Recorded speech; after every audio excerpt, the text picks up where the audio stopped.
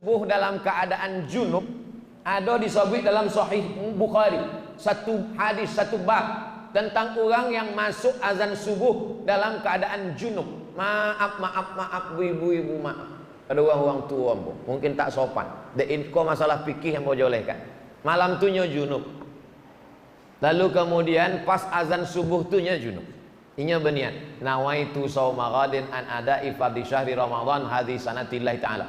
Puasanya sah. Hadisnya sahih tentang orang junub masuk azan subuh dalam keadaan junub, puasanya sah. Nanda boleh itu sesudah azan subuhnya junub. Kecuali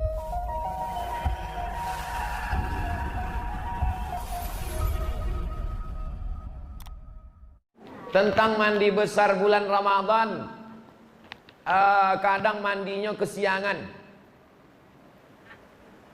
Orang yang waktu azan subuh dalam keadaan junub ada disebut dalam Sahih Bukhari, satu hadis, satu bab tentang orang yang masuk azan subuh dalam keadaan junub. Maaf ibu-ibu, maaf. Ada orang tua mungkin tak sopan. Kau masalah fikih yang mau jolehkan. Malam tu nya junub.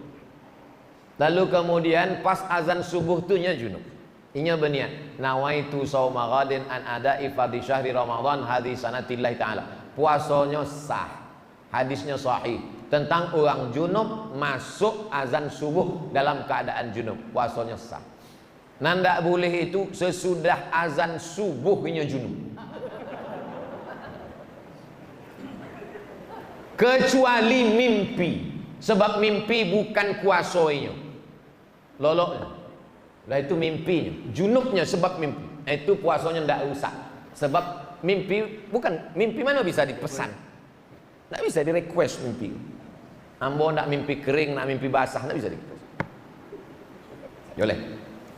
Apa pandangan Ustaz tentang jamaah tabligh? Jamaah tabligh kok orang membawa nama. Ndak ada yang menyebut jamaah tabligh. Tabligh sebabnya menyampaikan ke pintu-pintu rumah orang. Ayo sholat pak, ayo ke masjid pak, tabligh. Maka jamaah apa tuh? Tabligh. Deknya kemana-mana membawa kompor, disebut orang jamaah kompor. Ada orang menyebutnya jamaah KUPJ gitu. Apa KUPJ? Kelompok ustad-ustad panjang janggut gitu. Ada orang menyebut. Inya tidak ada menyebut dirinya jamaah tabligh. Ini jamaah adalah jamaah sunnah. Itu yang tepat. Sunnah artinya inya mengajak orang mengamalkan sunnah. Inya tidak tabligh akbar, inya tidak ceramah, inya mengetuk pintu-pintu rumah orang. Assalamualaikum pak, waalaikumsalam. Ayo ke masjid pak. Waang alun lahir ambulah ke masjid. Pesan. Assalamualaikum pak Haji. Waalaikumsalam. Pak Haji, ayo kita ke masjid. Ambo kau di Masjidil Haram lebih malam lah.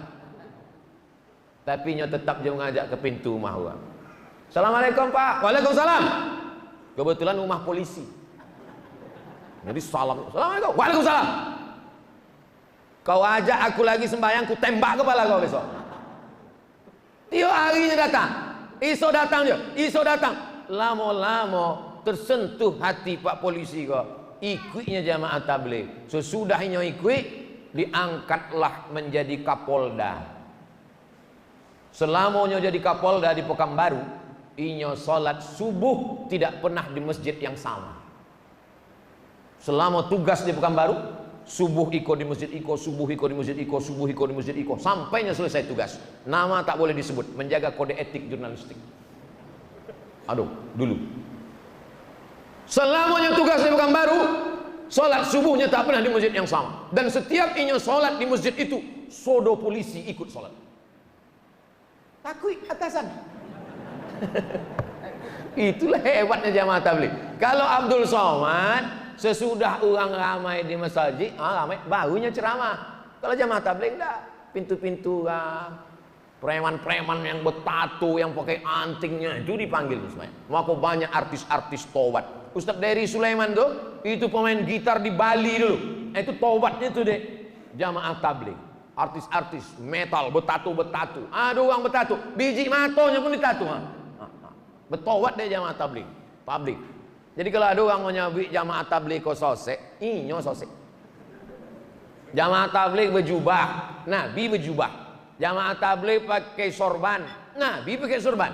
Jamaah tabligh berjanggut, Nabi berjanggut. Jadi kalau ada orang mengejek jubah, sorban sama janggut, berarti mengejek Nabi Muhammad sallallahu alaihi wasallam. Kalau sanggup ikut, tidak sanggup diam.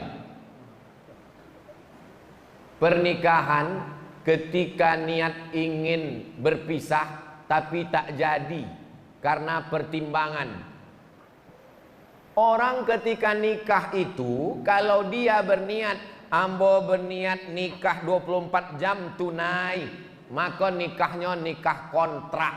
Dalam Islam nikah kontrak haram, namanya nikah mut'ah. Zaman dulu pernah nikah mut'ah karena perang.